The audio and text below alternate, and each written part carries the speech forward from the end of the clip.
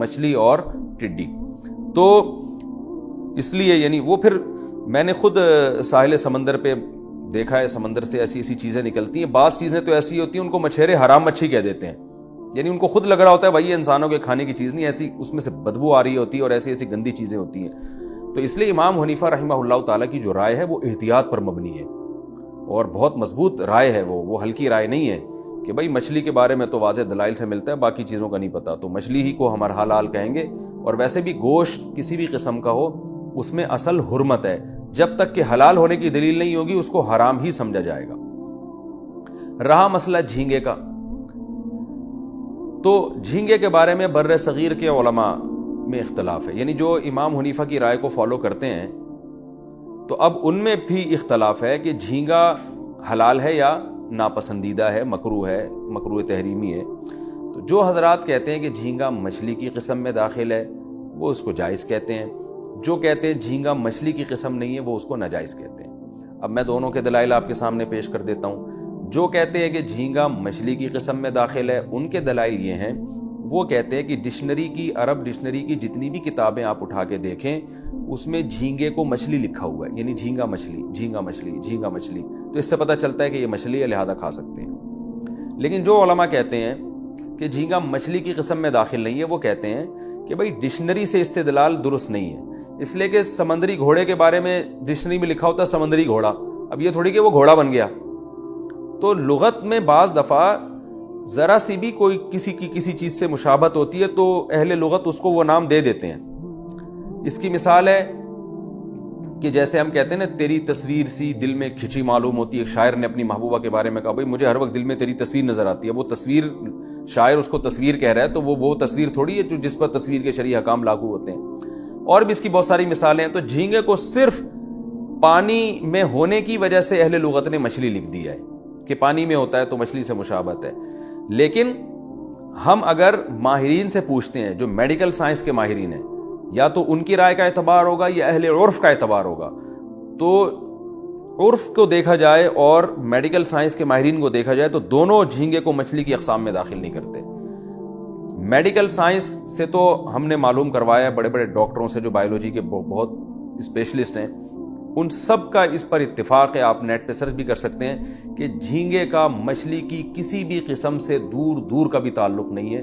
یہاں تک کہ وہ یہ کہتے ہیں کہ میڈیکلی اگر گدھے کو انسان کہہ دیا جائے تو اتنا عجیب نہیں ہے, جھینگے کو مچھلی کہنا اس سے بھی زیادہ میڈیکلی عجیب ہے, کیونکہ گدھے کے پھر بھی بہت سارے اعضاء انسان سے میچ کرتے ہیں. ریڑھ کی ہڈی ہوتی ہے اس میں, انسان میں بھی ریڑھ کی ہڈی ہوتی ہے اور بہت سارے اعضاء, لیکن جھینگے کی سر سے لے کے پاؤں تک کوئی ایک چیز بھی مچھلی سے میچ نہیں کرتی ہے. تو کوئی عضو اس کا مشابہ ہے ہی نہیں, بالکل کیڑا ہے وہ.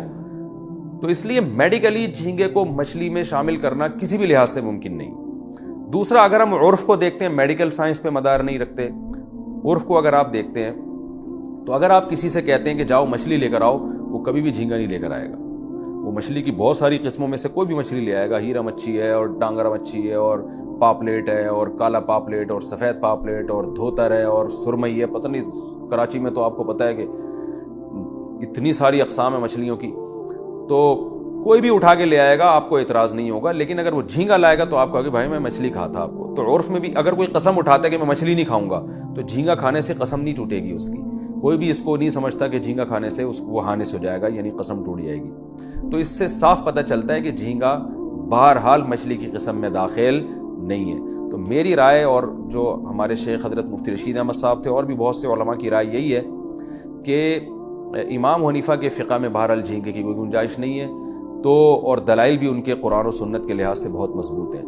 لیکن پھر بھی علماء ایک بات کہتے ہیں جو فقہ ہی میں ایک اصول پڑھایا جاتا ہے کہ اگر کسی مسئلے میں اختلاف ہو اور علماء اسلام کا اختلاف ہو, معتبر علماء کا اختلاف ہو, تو پھر اس مسئلے میں شدت جائز نہیں ہے.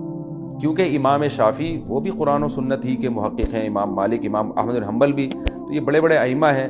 لہذا جھینگے کو اس طرح نہیں حرام کہا جائے گا جیسے کتے اور بلی کو حرام کہا جاتا ہے. خدا نہ خواستہ کوئی کتا کھا رہا ہے تو آپ اس کو سختی سے روکیں گے, لیکن جھینگا کھا رہا ہے تو آرام سے سمجھا دیں گے بھائی دلائل اس طرف مضبوط ہیں. خاص طور پر اگر کوئی فقہ حنفی کو فالو کر رہا ہے تو اسے کہا جائے گا یار تم تو فقہ حنفی کو فالو کر رہے ہو تو پھر ہر چیز میں فالو کرو. یہ کیا جب جھینگا کھانے کا دل کیا تو امام شافعی کے مسلک کو فالو کر لیا. تو اس طرح سے محبت سے سمجھایا جائے گا, چھوڑ دے ٹھیک ہے, نہیں چھوڑے تو بھی ٹھیک ہے. تو ایک مسئلہ تو اس میں شدت جائز نہیں ہے. دوسرا مسئلہ یہ ہے کہ اس کی تجارت جائز ہے, کیونکہ یہ چاروں اماموں کے نزدیک بالاتفاق حرام نہیں ہے. تو کوئی بھی ایسی چیز جس میں چاروں اماموں میں سے کسی ایک کا اختلاف ہوتا ہے تو پھر خود فقہ میں ایک اصول ہے کہ اس کا بزنس بہرحال جائز ہوتا ہے, کیونکہ اہل اسلام کا ایک بہت بڑا طبقہ اس کو جائز سمجھ کے کھاتا ہے, تو اس کے حرام ہونے پر اتفاق نہیں ہے. تو ایسی تمام چیزوں کا بزنس شریعت میں جائز ہے.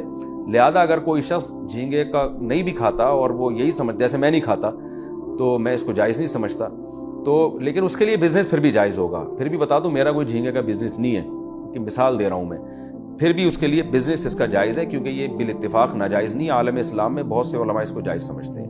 دو باتیں. تیسری بات یہ ہے کہ جس چیز کی بہت شدید ضرورت ہو اور اس میں ابتلا عام ہو جائے تو پھر شریعت کا ایک اصول ہے کہ اس میں شریعت نرمی پیدا کر دیتی ہے. تو اس لیے میں بھی یہ فتویٰ دیتا ہوں, اور جو سینئر علماء ہیں وہ بھی یہ جو ناجائز سمجھتے ہیں جھینگے کو, وہ بھی کہتے ہیں کہ اگر کسی معاشرے میں صدیوں سے جھینگا کھانے کا بہت زیادہ رواج ہے اور اب اس پوری قوم کے لیے من حیث القوم جھینگا چھڑوانا اس کے لیے ممکن نہیں ہے, تو پھر وہ اس بارے میں امام شافعی اور امام احمد بن حنبل کو فالو کر سکتے ہیں صرف جھینگے کے مسئلے میں.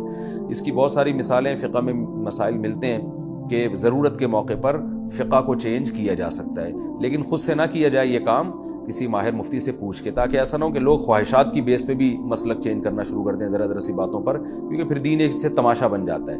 تو امام شافعی بھی ہمارے لیے قابل احترام ہے, امام احمد بھی, امام مالک بھی. تو اگر کسی قوم میں جیسے بنگلہ دیش میں تو وہ اتنا زیادہ کھایا جاتا ہے کہ وہ بچپن سے ہی کھاتے آ رہے ہیں, تو اب ظاہر ہے کتا بلی کھا رہے ہوتے اللہ نہ کرے تو ہم ان کو کہتے بھائی ساری قوم بھی کھائے گی تو یہ حرام ہی رہے گا. قوم کے کھانے سے یا سب کے کھانے سے حرام حلال نہیں ہو جاتا. لیکن جھینگے میں چونکہ اختلاف ہے تو اس اختلاف کا فائدہ اٹھایا جائے گا, اور یہ اختلاف جو فقہا کا نا, یہ اسی وجہ سے اللہ کی ایک رحمت ہے کہ ضرورت کے موقع پر مفتی کے لیے جائز ہوتا ہے کہ وہ اس اختلاف کا فائدہ اٹھائے اور عوام کو گنجائش دے. تو لہذا جو نہیں کھا رہے وہ نہ کھائیں, یا جس قوم میں رواج نہیں ہے وہ بھی نہ کھائیں. لیکن اگر کوئی صدیوں سے قوم میں بہت زیادہ اس کا رواج ہے تو پھر امام شافعی کے فقہ کو فالو کرنے کی ان کے لیے گنجائش ہے. احتیاط تو یہی ہے کہ وہ نہ کریں, نہ کھائیں. لیکن اگر کھا رہے ہیں تو اللہ سے امید ہے کہ شاید, کیونکہ ضرورت ہے, حاجت بن چکی ہے. ایک دو آدمیوں سے تو آپ ایک چیز چھڑوا سکتے ہیں, پوری قوم سے آپ کہیں کہ وہ جو ہے نا وہ چھڑوا دیں, یہ بہت مشکل کام ہوتا ہے. تو ایسے موقع پہ بھی نرمی کی اجازت دی جا سکتی ہے. یہ میری رائے تھی جو میں نے آپ کے سامنے پیش کی. تو یہ ایک علمی نقطے کی بات تھی اس میں. اور پھر آخری بات وہی جو بار بار قرآن کا موضوع ہے کہ علم کو چھپایا نہ جائے. نبی صلی اللہ علیہ وسلم نے فرمایا جس نے علم کی بات کو چھپایا الجم بلجام من النار, قیامت کے دن آگ کی لگام اس کو دی جائے گی کہ یہ زبان حق بیان کرنے کے لیے تھی, تو نے اس کو چھپایا کیوں. اللہ تعالی ہمیں سمجھنے کی, عمل کی توفیق عطا فرمائے. وما علینا الا